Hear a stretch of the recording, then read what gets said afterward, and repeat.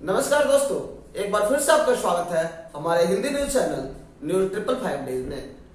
दोस्तों, जैसा कि आपको पता है कि आज 8 दिसंबर है और मुजफ्फरपुर कुढ़नी के उपचुनाव का आज रिजल्ट आ गया। इलेक्शन कमीशन ऑफ इंडिया के द्वारा आज रिजल्ट घोषित किया गया और जो रिजल्ट है, जो परिणाम आए, ये देखने में ही एक दूसरे को सबक दिलाने वाले भी हैं और इस रिजल्ट से हम लोग बहुत कुछ सीख भी सकते हैं। दोस्तों, एक बार जैसा कि देखा जाए तो इस बार मुजफ्फरपुर के जो चुनाव था, इसमें दो मुख्य रूप से जो प्रत्याशी थे वो मैदान में थे, जिसमें से एक बीजेपी ने केदार गुप्ता पर अपना विश्वास जताया था, तो वहीं जेडीयू और बाकी जो 7 पार्टियों की समर्थित जो गठबंधन थी, वो उनके जो उम्मीदवार थे वो थे मनोज कुशवाहा जी। मनोज कुशवाहा पर जेडीयू और गठबंधन ने भरोसा जताया था। इसके अलावे भी है कि मुकेश सहनी के पार्टी से भी उम्मीदवार वहां खड़े थे और भी पार्टियों ने बहुत सारे निर्दलीय उम्मीदवार भी थे और 14 लगभग 13 उम्मीदवार जो थे मैदान में खड़े थे। नोटा को लेकर 14 विकल्प जनता को दिया गया था और जनता ने सारे विकल्पों को खारिज करते हुए एक बार फिर से बीजेपी पर अपना विश्वास दिखाया और एक बार फिर से वहां पर बीजेपी को उपचुनाव में जीत हासिल हुई।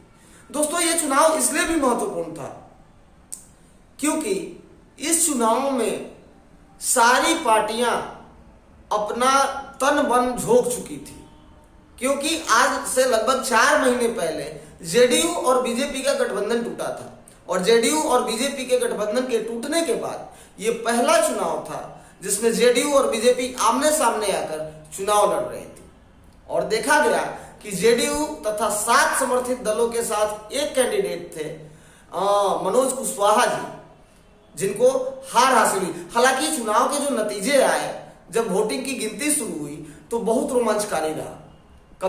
कभी जेडीयू आगे चल रही थी, कभी बीजेपी आगे चल रही थी। एक समय तो ऐसा हुआ कि जेडीयू ने बढ़त बना लिया, लेकिन अंतिम राउंड में जाकर के और बीजेपी के जो कैंडिडेट थे वो लगभग 3500 वोटों से उन्होंने जीत हासिल किया और उनका नाम था केदार गुप्ता, जिन पर जनता ने अपना भरोसा जिताया।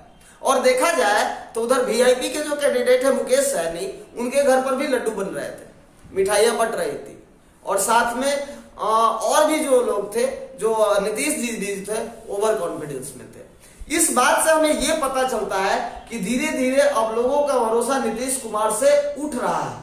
मतलब अब नीतीश कुमार को लोग एक्स फैक्टर के रूप में, इंपॉर्टेंट फैक्टर के रूप में नहीं देखते हैं। ये बात इससे पता चल रही है।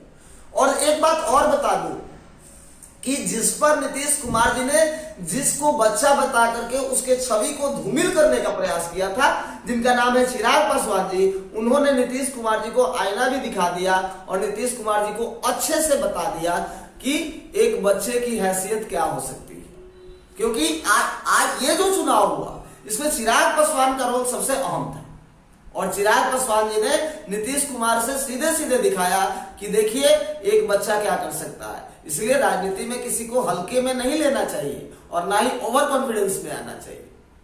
जनता तो जनता है, जहां फायदा देखेगी, जहां उसका भलाई होगा, उधर जाएगी।